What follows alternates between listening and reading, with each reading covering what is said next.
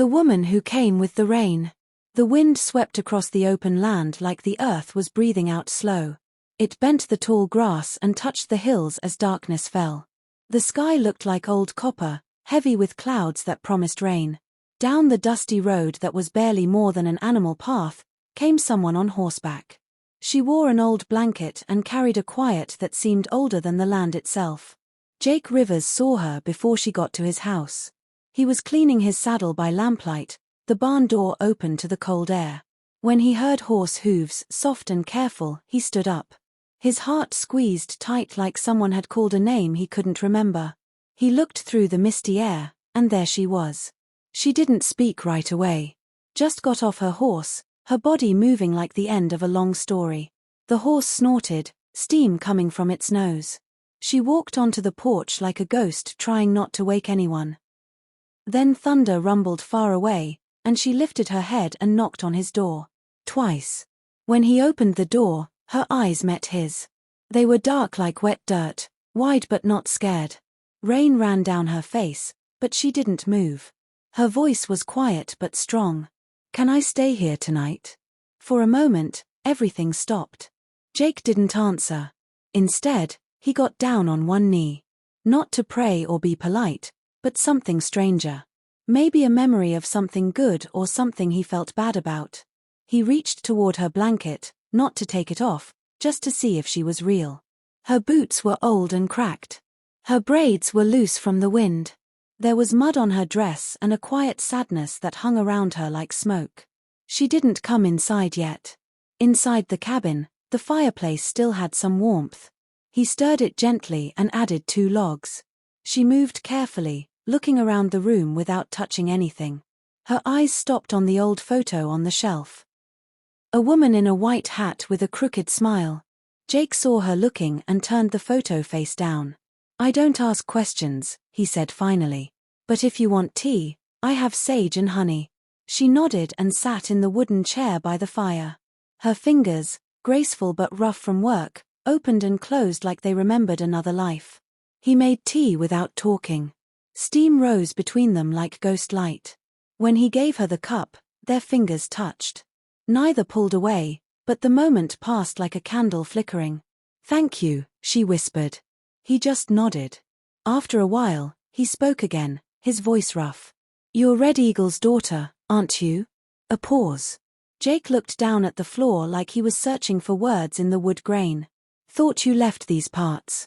Heard the governor's son wanted to marry you. Offered you a ring made of mountain silver." She smiled, but her eyes stayed sad. "I've had enough of being offered things that are meant to cage me." Thunder rolled again. Outside, the rain started.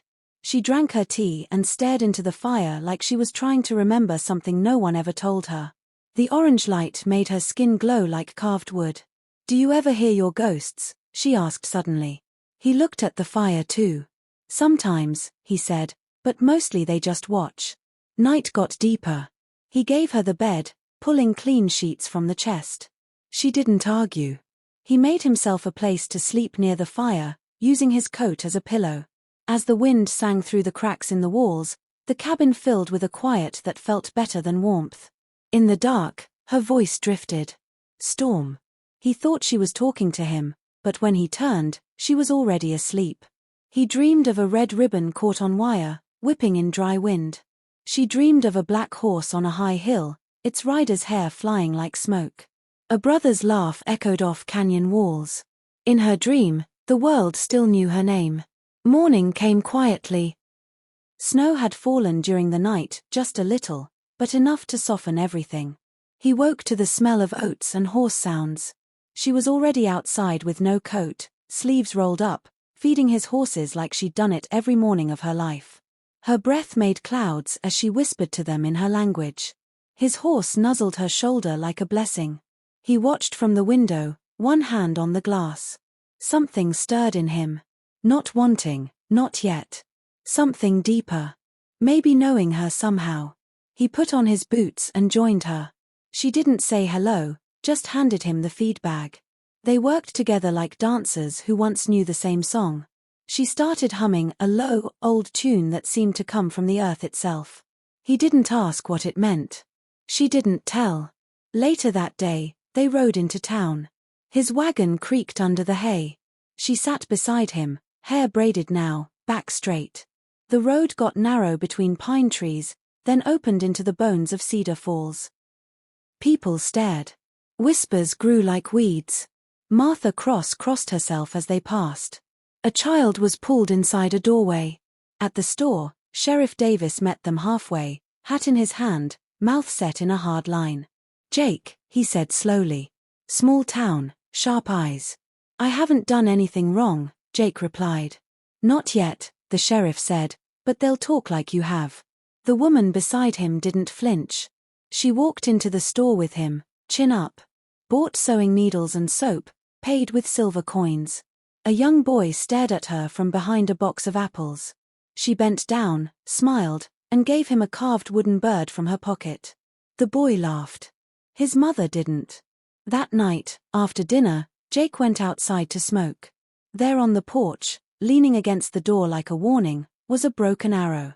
No note, no sound, just the wind pressing cold fingers along his back. He didn't bring it inside. She saw it anyway. At the table, he started to speak, anger in his voice, but she touched his hand. "Let them carry their own weight," she said. "It's not yours." She told him about her people, how they scattered after her father died. How her title became a name passed between politicians like a prize. She talked about Storm, her brother, whose bones now fed the tall grass near Moon Valley. "I chose a simple life," she said, eyes steady. "I just didn't know how hard it would be to live it." He met her eyes. "My wife died having our son. I froze up. Could have ridden to town for the doctor. Didn't. Buried them both." She didn't pull away. She put her hand over his, not to forgive, but to say, "You stayed." They didn't talk about it again. That evening, they fixed the fence together. Her fingers moved quickly with the wire. The sky turned pink above them, the land humming with dusk. A rabbit watched from the bushes, unbothered. Their hands touched once. He pulled away first. She didn't seem to care. In the days that followed, their rhythm settled like fresh snow, soft, strange, quiet until the fire came. It started with lightning past Black Rock Ridge. They smelled it before they saw it, sharp, bitter, desperate. Smoke rose above the hills like a dark sun. Horses kicked at their gates. The air got thick. They didn't wait. They put saddles on and rode out with buckets and shovels, sweat mixing with ash. Wind howled. The fire cracked like gunshots, eating dry grass with hungry teeth. She moved through it like something born for fire. When the flames jumped the hill, he stumbled and lost his grip. She pulled him back. Later, they stood side by side, covered in soot, watching the last sparks curl up. "You saved her," he whispered, looking at his horse. "You saved us." She leaned into him, forehead against his shoulder.